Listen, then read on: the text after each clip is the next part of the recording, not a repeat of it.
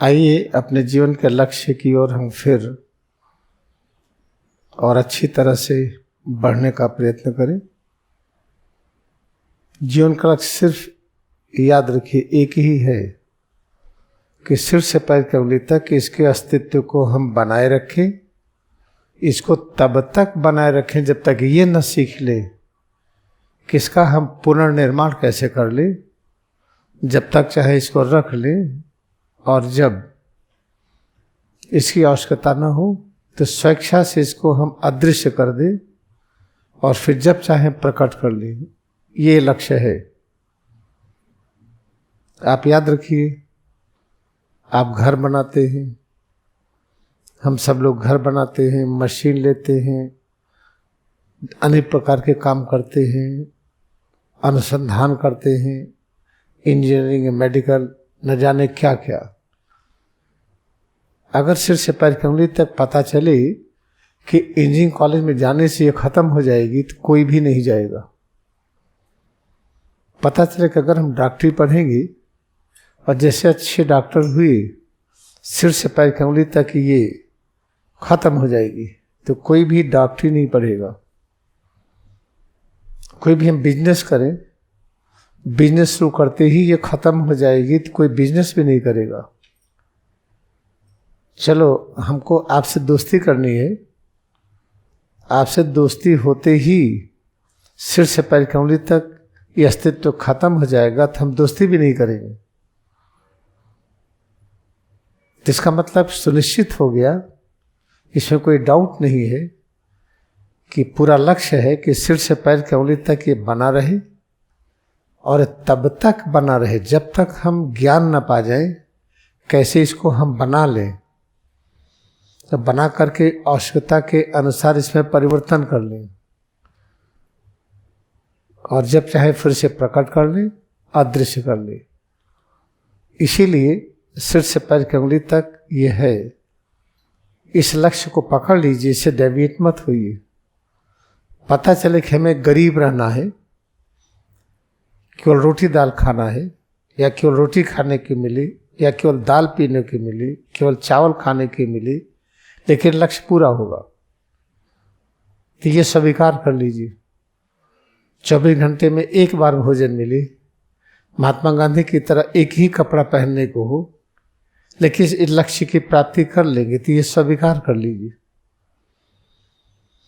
हम इस भ्रम में न पड़े कि हमारा लक्ष्य कोई और है। कितना आसान है जीवन का लक्ष्य को पाना। जीवन का लक्ष्य क्या है? सिर से पैर की उंगली तक ये रहे। जब सिर से पैर की उंगली तक ये रहे, ये जीवन का लक्ष्य है, तो इसको कैसे रखे? बहुत भाग्यशाली होली साइंस है। इसमें प्रोसीजर में सूत्र नंबर 7 और 8 में लिखा है, प्रत्येक मनुष्य की आदत होती कुछ सहारा लेके चलने का। हर आदमी कोई न कोई सहारा खोजता है। जैसे कपड़ा एक सहारा है गर्मी और जाड़ा से बचने के लिए, धूल धक्कड़ से बचने के लिए हम कपड़ा पहने हैं। ऐसे देखिए, मनुष्य सोचते हैं कि भगवान जल या पंचभूतों में वास करते हैं।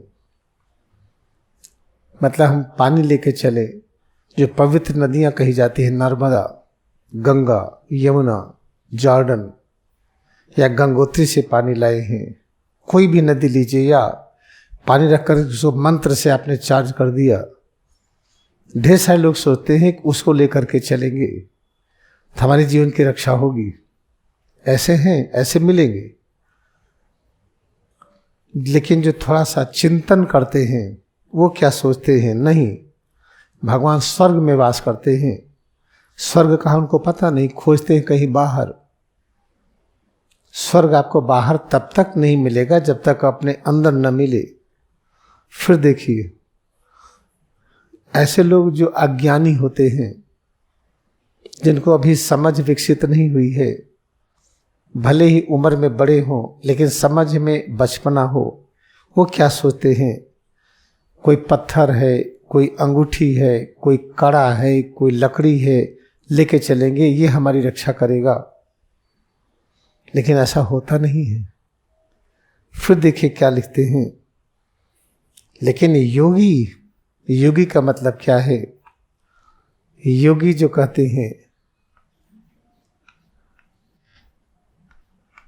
योग में जब हम ई जोड़ते हैं, ई है इधर, जब योग की अवस्था की प्राप्ति अपने में हो जाती है, अपने में एकाग्र होकर के जब समय और दूरी समाप्त हो गई, लाड़ी महाशय की तरह कहीं चले जाए, जब चाहें कुछ भी करने में सक्षम हो जाएं, तो हम योगी हो जाते हैं। तो क्या सोचते हैं? याद रखिए, वो सोचते हैं कि अपने अंदर ही सब मिलेंगे भगवान, बाहर खोजने पर नहीं मिलने वाले हैं। चलो हम अभी योगी अगर नहीं हुए, हम प्रयास कर रहे हैं। जैसे मेडिकल कॉलेज में गए, हम मेडिकल स्टूडेंट हैं, अभी हमको MBBS या MD MS आदि की डिग्री नहीं मिली है, लेकिन हम एक सफ़ेद कोट पहन करके, स्टेथोस्कोप लेकर के जब लटका लेते हैं यहाँ पर और ब्लड प्रेशर मशीन लेकर चलते हैं, तो हम मान लिए जाते हैं कि डॉक्टर जा रहे हैं, लेकिन अभी डॉक्टर नहीं हुए हैं। ऐसे ही भले ही अभी हम सब जो जमात यहाँ बैठी है, जो फेलोशिप है, अभी योगी की अवस्था को प्राप्त नहीं हुए हैं, लेकिन यहाँ बैठे हम प्रयत्न कर रहे हैं कि कैसे हम दूरी की शून्यता का अनुभूति करें, कैसे लाड़ी महाशय की तरह हर जगह प्रकट हो जाए, जहाँ चाहें प्रकट ही न हो जाए। अगर कोई मर गया है तो जिंदा करके आ जाए, समस्याओं को दूर करके आ जाए। उस स्थिति को पाने के लिए हम शिक्षा ले रहे हैं। कौन सी शिक्षा? जो महाअवतार बाबा ने लाड़ी महाशय को दिया, वही तो शिक्षा है, क्रिया योग।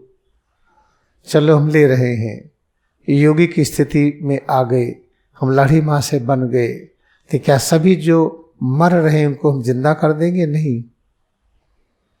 हर मानव के स्वतंत्र इच्छा शक्ति मिली है। अपने चारों तरफ हम बाउंड्री वाल बना रखे हैं। पहली बाउंड्री वाल ये बना रखे हैं कि भाई मरते समय मुंह में गंगा जल डाल दीजिए तो हमें मोक्ष को प्राप्ति होगी, एक ये बाउंड्री वाल है। या तुलसी का पत्ता डाल दीजिए, एक ये बाउंड्री वाल है। या जो हम अंगूठी पहने हुए हैं, ये हमारी रक्षा करेगी। या कड़ा पहने हैं, ये रक्षा करेगा। या फोटो रखे हैं, ये रक्षा करेगा। अंत में कोई काम नहीं आता है। इस तक हमने बाउंड्री वाल बना रखा है, तो अगर आप योगी हो भी गए हैं तो उस व्यक्ति की मदद नहीं कर पाएंगे। चलो और आगे आ जाए। हम मानते हैं कि भगवान स्वर्ग में है, एक बाउंड्री वाल बना रखें, स्वर्ग अपने अंदर नहीं है, बाहर है। ऐसे लोगों की भी रक्षा लाड़ी महाशय नहीं कर पाएंगे।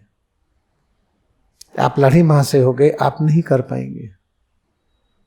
लेकिन आप इस तरह से हैं, अपने अंदर स्वर्ग की अनुभूति कर लिए हैं, और हम स्वीकार कर लिए हैं कि सिर से पैर की उंगली तक अपने अंदर ही लाड़ी महाशय मिल गए, महाअवतार बाबा मिल गए, जितने प्रॉफिट अवतार थे सब मिल गए। ऐसी स्थिति में आ गए।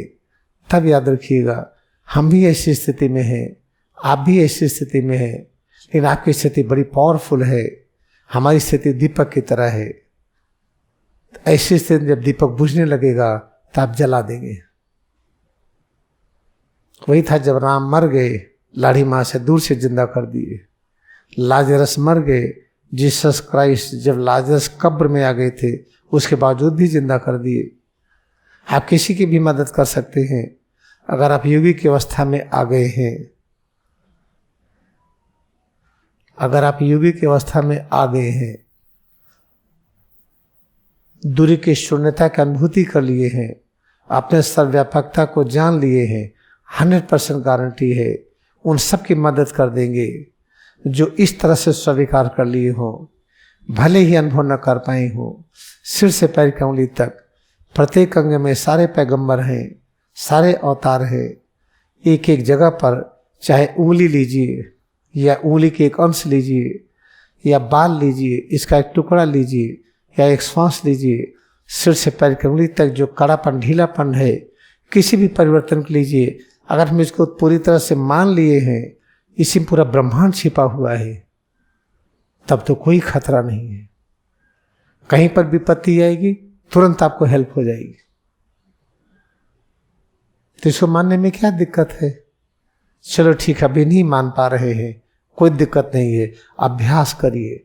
अभ्यास करते करते एक दिन आएगा कि ही अभ्यास जब करेंगे तो अच्छा लगेगा।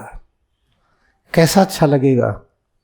जैसे जब हमारी विषय वस्तुएं इंद्रियों से संपर्क करती है, ढेर सारी चीजों को मन कहता है बड़ा अच्छा है, बड़ा टेस्टी है, बड़ा सुंदर है।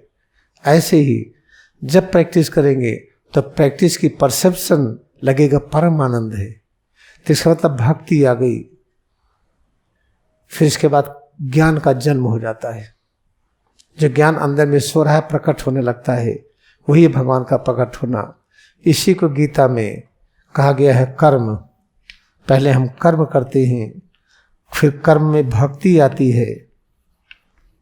जब कर्म में भक्ति हमारी पूरी हो जाती है तब ज्ञान प्रकट होता है। इसी तरह से गीता ये 3 चैप्टर में बता है। पहला 6 चैप्टर है कर्म का, बीच का 6 चैप्टर भक्ति का, अंतिम 6 चैप्टर है ज्ञान का।